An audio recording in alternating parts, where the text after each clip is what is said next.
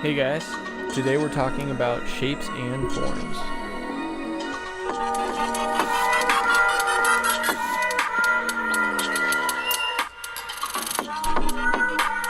So, the first step to drawing is simplifying the world. To do that, it's best to start perceiving the objects in the world that seem complex as constructed by a few simple basic shapes and forms. Those being rectangle, cylinder, sphere, and cone. If you watch as I draw the figures, those are the shapes I'll be using. The great thing about doing that is once you learn the shapes and forms that construct an object, you'll have not only an easier time drawing the object and understanding the dimensions of what you're drawing, but you'll also be able to take that object and draw it from different perspectives a lot easier. If you notice as I'm drawing, I'm really drawing the same pose over and over with subtle perspective changes. And once you have the basic shapes and forms down, you can draw really from underneath the object, above the object. You can spin the object around, manipulate the pose. Keep in mind as well, when you are drawing the figures with these basic shapes and forms, you will at times have to distort and stretch them. However, they still will be those, cone, cylinder, rectangle, and square.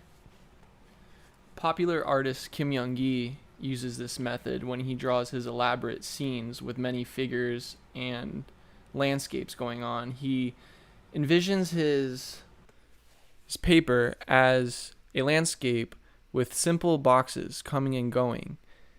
And then he fills those boxes with humans and animals. Those humans and animals, he also sees those as well as simplified shapes and forms. And because of that, he can manipulate them at his will. He can draw pretty much whatever he wants, whenever he wants, without really using any reference. So what I would do as a first challenge is start by practicing those simple shapes. Try practicing drawing them from every perspective you can think of. Draw them every day until you have a firm handle on them, and then practice stacking them on top of one another. Try after stacking them on top of one another, viewing them from different perspectives. That's another topic we're going to go over as well in a different lesson, is perspective, which is just as important as shape and forms. And then once you start getting a handle on that, start looking at models that are posed out. Search some online like I've done, and start seeing those models as those basic shapes and start drawing them online, and start trying to perceive them as the head being a square, the neck being a kind of a squished cylinder, the chest being a box, the stomach being another cylinder, the bottom pelvis being a box, the arms being elongated cylinders with the joints being spheres. And you can use the legs.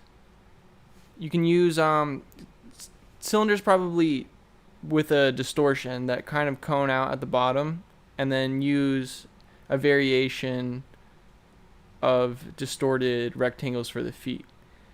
And then once you've drawn a number of those, you can start laying down details on top of it. So what I would say is, like what I've done here is I've drawn in a light colored pencil, and then once the framework was laid down, I used a marker to put in the details, the clothing, the muscles, the facial features.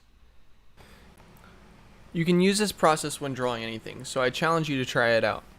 And that's it for today, guys. Peace out.